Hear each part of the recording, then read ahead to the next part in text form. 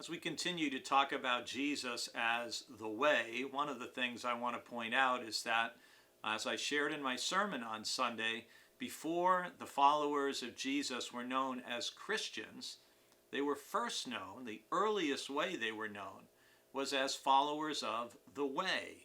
And part of me wishes we'd been able to hold on to that as a way of being known as followers of Jesus, because it is a way of life after the manner of the life of Jesus.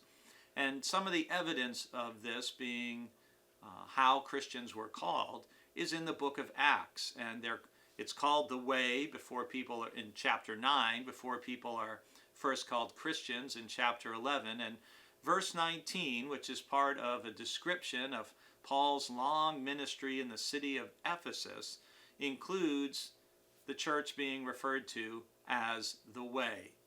In Acts 19 verse 9 it says, when some stubbornly refused to believe and spoke evil of the way before the congregation, he, that being Paul, left them, taking the disciples with him, and argued daily in the lecture hall of Tyrannus.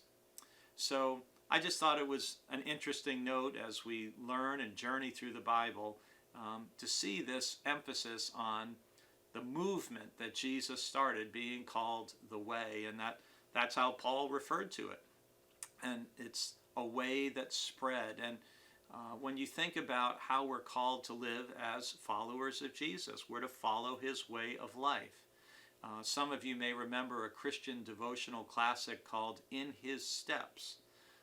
And the whole idea behind that was thinking, what would Jesus do in any given moment or situation, and how could we follow in his steps on a daily basis?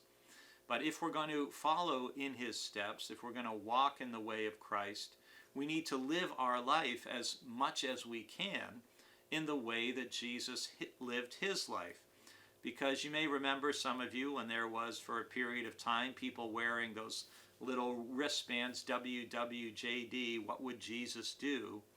But it's hard to do what Jesus does without preparing ourselves. And so Jesus was immersed in the scriptures and learned and knew the Bible. He took time regularly to pray and to be with God in solitude and even in silence.